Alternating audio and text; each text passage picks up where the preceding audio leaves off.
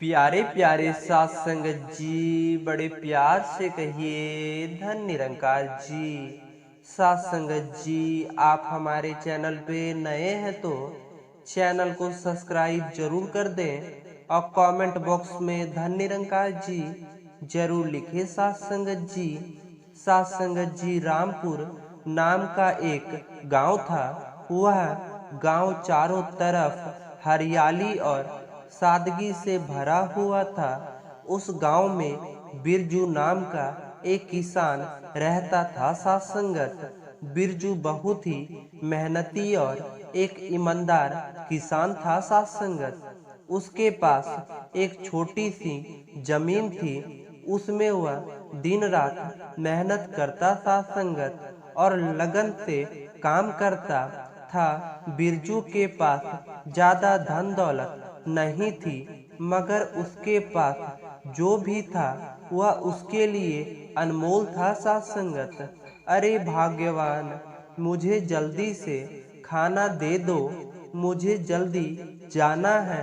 हाँ जी, मैं आपका खाना अभी निकाल देती हूँ, मगर सुनिए जी, आप इतनी जल्दी में क्यों हैं? आप तो इस तरह से परेशान हो रहे हैं जैसे कि आपको किसी खास जगह पर जाना है। साथ संगत, भाग्यवान, मुझे आज खास जगह पर जाना ही है। आज मुझे जमींदार जी ने अपने घर पर बुलाया है।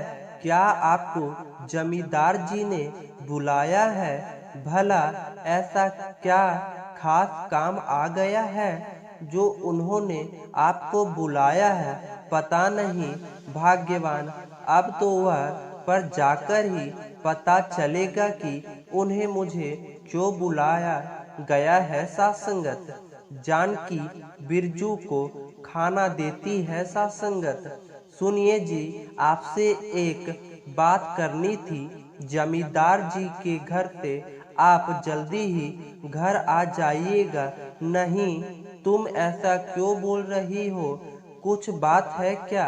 मैं नहीं चाहती कि आप ज्यादा देर तक घर से बाहर रहें। रास्ते ठीक नहीं है और अब ठंड भी पड़ने लगी है। अच्छा ठीक है, ठीक है, मैं समय पर घर आ जाऊंगा। इतना कहकर साथ संगत, बिरजू घर से चला जाता है और वह दिन भर खेतों पर काम करता रहता है। साथ संगत जी, और जैसे ही शाम होती है, बिरजू जमींदार जी के घर पर जाता है। आओ आओ बिरजू, और कहो सब कैसा चल रहा है? सब ठीक चल रहा है ना?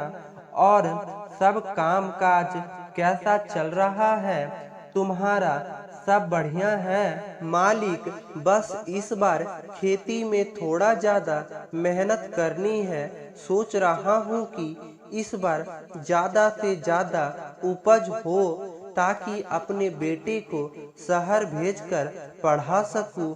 अरे बिरजू, तुम्हारे बेटे को शहर में पढ़ने के लिए तो बहुत बड़ी रकम चाहिए, पर क्या इतनी बड़ी रकम तुम्हारा छोटा सा खेत पूरा कर पाएगा?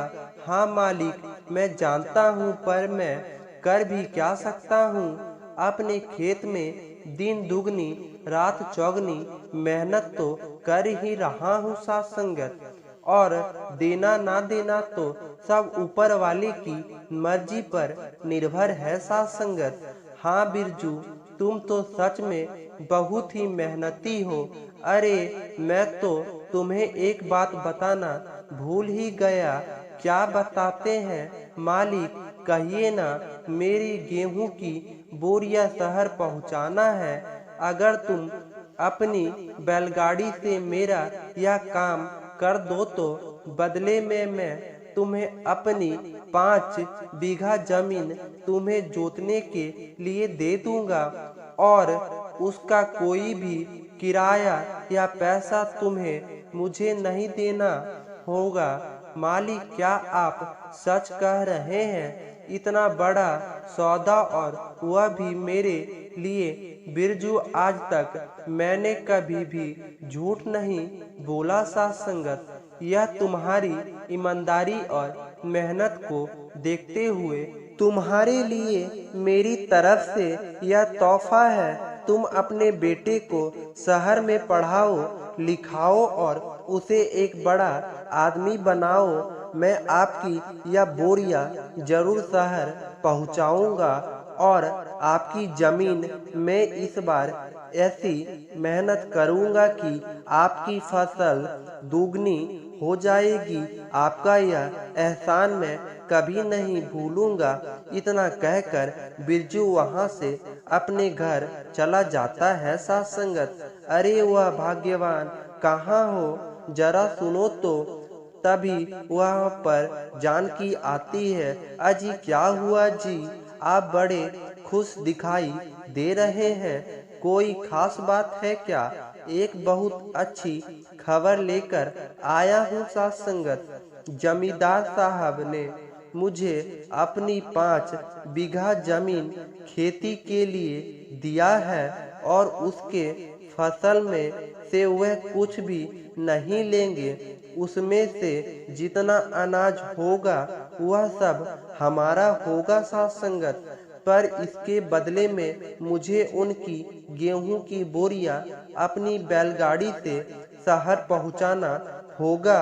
साथ संगत जी, यह तो बहुत ही अच्छी बात है। ऐसा मौका हर किसी को कहाँ मिलता है साथ संगत। अगर ऐसा हुआ तो हमारे पास भी अच्छे खासे पैसे आ जाएंगे। अब लग रहा है कि हमारे दिन बदलने वाले हैं साथ संगत। अब हम अपने बेटे को शहर भेजकर अच्छी शिक्षा देंगे। मैं उसकी जिंदगी में हर वह चीज दूंगा जो मुझे नहीं मिला है साथ संगत। अब मुझे मेरा सपना सच होता हुआ दिख रहा है। पिताजी शहर से लौटते समय मेरे लिए समोसे लेते आना। मुझे समोसे बहुत अच्छे लगते हैं। ठीक है बेटा, मैं तुम्हारे लिए समोसे ले आऊंगा। अगले दिन बिरजू घर से जल्दी निकल जाता है साथ संगत और जमींदार जी के यहाँ जाता है और वहाँ से बोरिया अपनी बैलगाड़ी में रखकर शहर के लिए निकल जाता है साथ संगत। बोरिया लेकर बिरजू शहर किशनलाल के यहाँ पहुँचता है। तब किशनलाल बिरजू से कहा, अरे बिरजू, तुम्हारा यहाँ शहर में कैसा आना हुआ? तुम यहाँ पर क्या कर रहे हो? हरी काका जमींदार जी ने आपको यह बोरिया पहुँचाने को बोला था। अरे हाँ बिरजू, मैं तो भूल ही गया था। जाओ हमारे यहाँ बोरिया तुम रखवा दो। हाँ आप फिक्र मत करो, मैं रखवा दूंगा। अच्छा तुम बहुत दूर गांव से आए हो तो चलो कुछ नाश्ता पानी कर लो। मैं तुम्हारा ज्यादा समय नहीं लूंगा। चलो और चलकर कुछ खा लो। अरे नहीं नहीं काका, रात होने से पहले घर जाना है। अच्छा तो ठीक है, अब तुम जाओ और हाँ सेठ जी से कहना कि अभी भी हम उनका गेहूं संभाल कर रखे हैं। ठीक है साथ संगत। काका अब मैं चलता हूँ, अगली बार आऊंगा तब नाश्ता पानी करूंगा। बिरजू चलते चलते थक जाता है साथ संगत और एक जंगल में बैठ जाता है। तभी उधर से एक किसान आता है साथ संगत। अरे बिरजू भाई, आप यहाँ क्या कर रहे हो? अरे भाई क्या बताऊं, जमींदार जी के बोरिया का हिसाब लेने आया था, मगर रास्ते में चलते चलते इतना थक गया, सोचा कि थोड़ी देर बैठकर आराम कर लूं।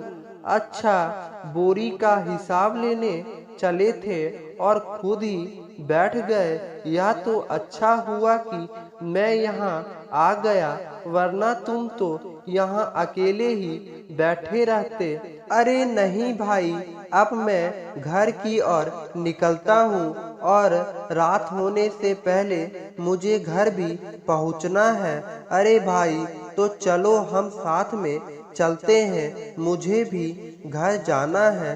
कुछ ही दूर चलने पर एक समोसे वाले की दुकान आती है। साथ संगत समोसे की दुकान को देखकर बिरजू कहता है, अरे जरा रुको भाई, मुझे जरा कुछ समोसे खरीदना है। मेरे बेटे ने मुझसे समोसे मंगवाए हैं, उसे समोसे बहुत पसंद है। अरे भाई, समोसे कैसे पीस बेच रहे हो? एक का एक समोसा? अच्छा ठीक है, 5 समोसा दे दो और थोड़ी जलेबी भी डाल देना। तुम यहीं रुको, मैं समोसे लेकर आता हूँ। बिरजू समोसे और जलेबी लेता है और कुछ ही देर में चलते हुए वह अपने घर पहुंच जाता है। साथ संगत, लो बेटा, समोसे और जलेबी तुमने मंगवाए थे ना? अजी, आज इतनी देर कैसे हो गई? आज तो आपको बहुत समय लग गया।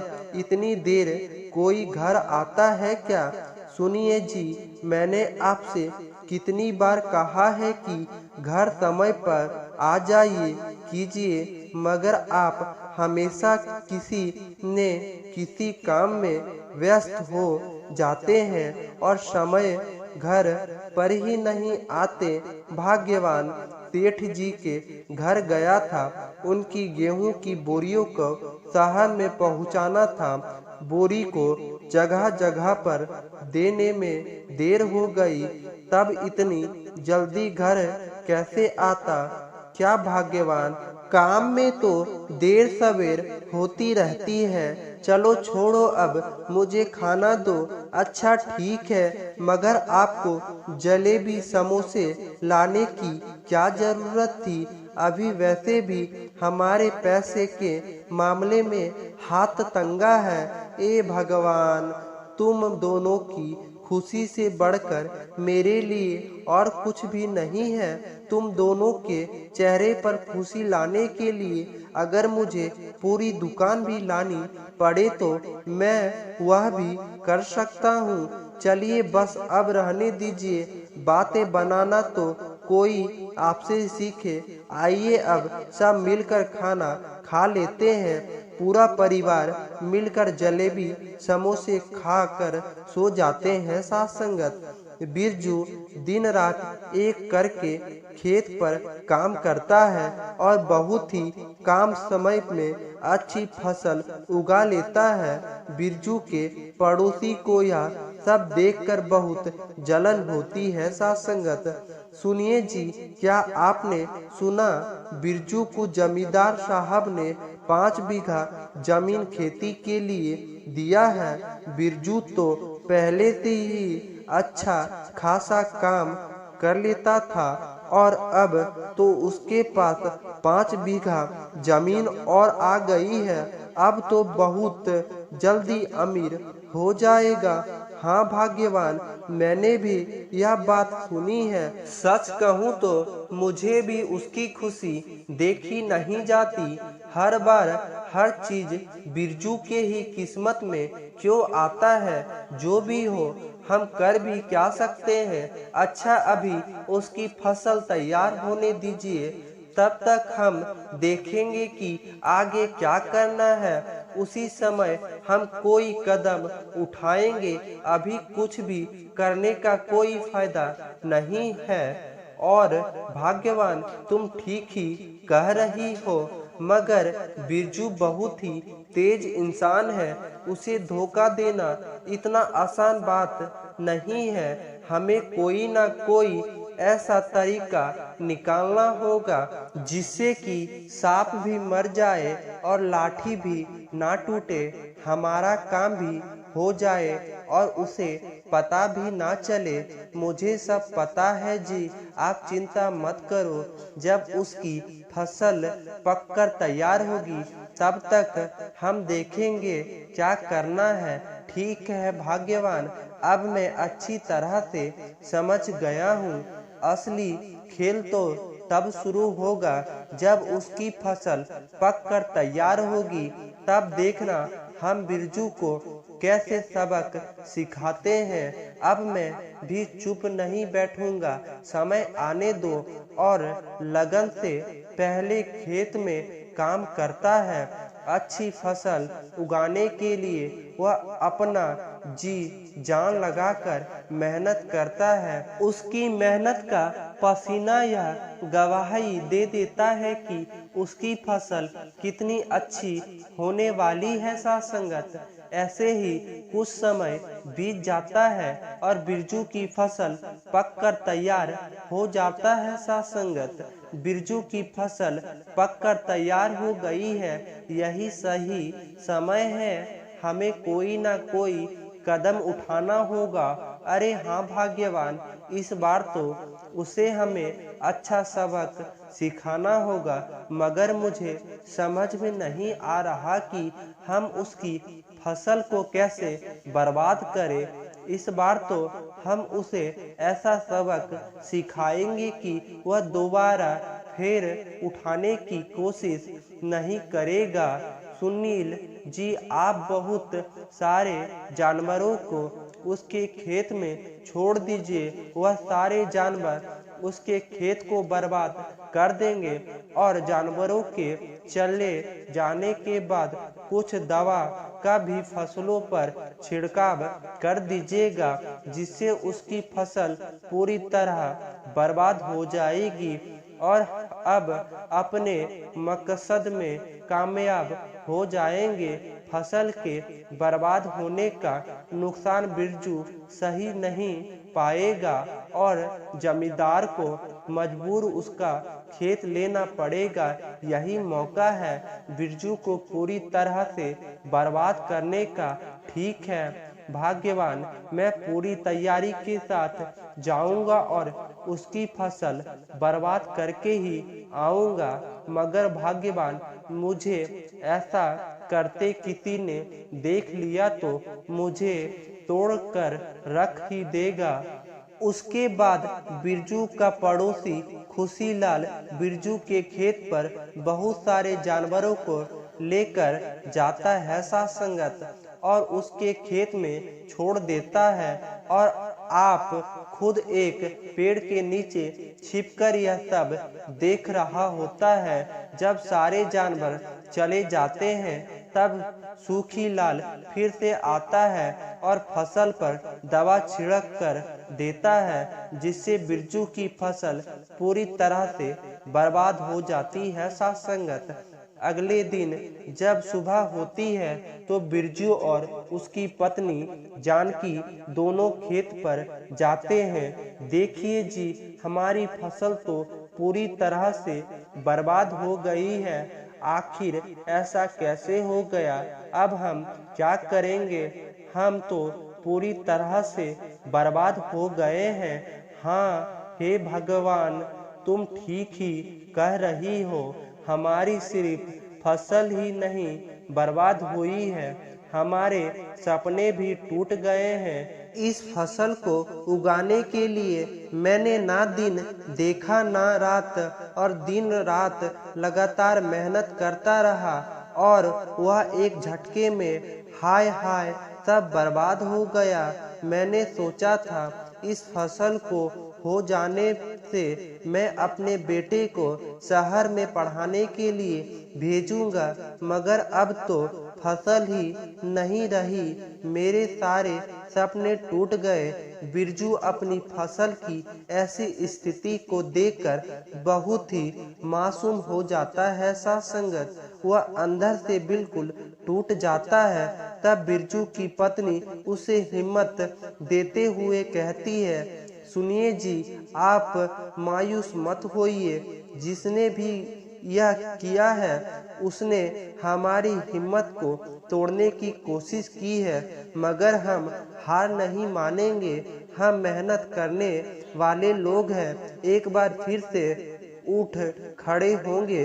जानकी हमारी फसल का इस तरह से बर्बाद हो जाना कोई अंदाज नहीं है, बल्कि किसी की ने सोच समझकर यह काम किया है। कोई हमें आगे बढ़ता नहीं देखना चाहता, मगर साजिश करने वाला यह नहीं भूले कि ईश्वर सब कुछ देख रहा है। साथ संगत प्यारी प्यारी साथ संगत जी, बड़े प्यार से कहिए धन्य निरंकार जी।